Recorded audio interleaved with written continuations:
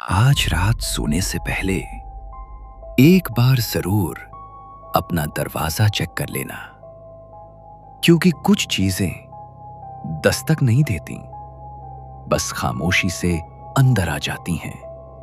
और जब आपको उनकी मौजूदगी का एहसास होता है, तब तक बहुत देर हो चुकी होती है। दोस्तों, क्या आपने कभी सोचा है कि मोहब्बत की कोई हद होती है, या ये सिर्फ एक ऐसा एहसास है जो हर उसूल, यहां तक कि फितरत के कानून को भी तोड़ सकता है?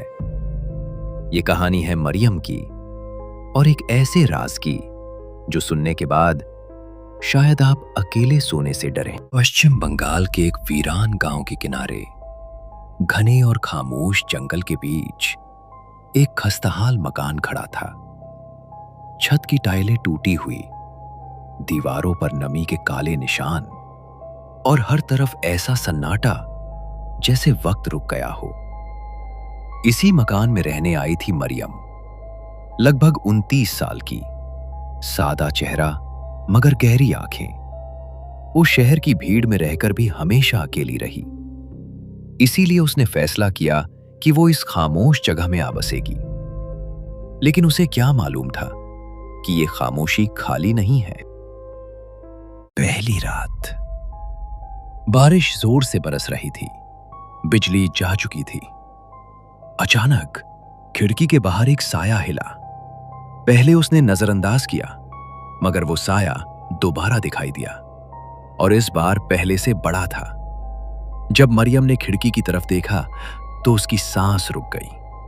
वहां एक बहुत बड़ा काला नाग खड़ा था, और नाग धीरे धीरे अंदर आया। मरियम चीखना चाहती थी, मगर आवाज गले में ही रुक गई। वो उसके सामने आकर रुक गया, और फिर उसकी आंख से एक आंसू टपका। ये वो लम्हा था जहां डर जिज्ञासा में बदलने लगा। अगली रात वो फिर आया, मगर इस बार मरियम ने उसके लिए दूध रखा। वो खामोशी से पीता रहा, और फिर उसके करीब आकर लेट गया। वक्त के साथ ये मुलाकातें आदत बन गईं। मरियम ने उसका नाम रखा साया। अब वो उससे बातें करने लगी थी, अपनी तन्हाई, अपने दुख और वो खामोशी उसे समझने लगी थी। एक रात मरियम ने एक ख्वाब देखा।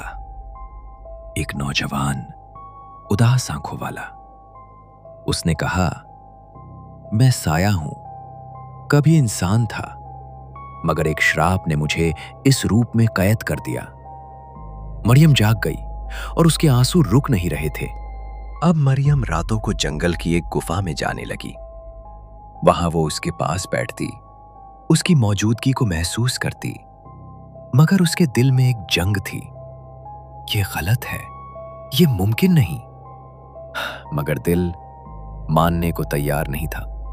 एक रात साया ने कहा, मैं सदियों से इंतजार कर रहा हूं, किसी ऐसे इंसान का जो मुझे कबूल करे। मरियम की आंखों में आंसू आ गए। मैं तुम्हें कबूल करती हूं, जैसे भी हो। अचानक रोशनी फैल गई, और साया इंसान में बदल गया। अब वो दोनों उसी जंगल में रहते हैं।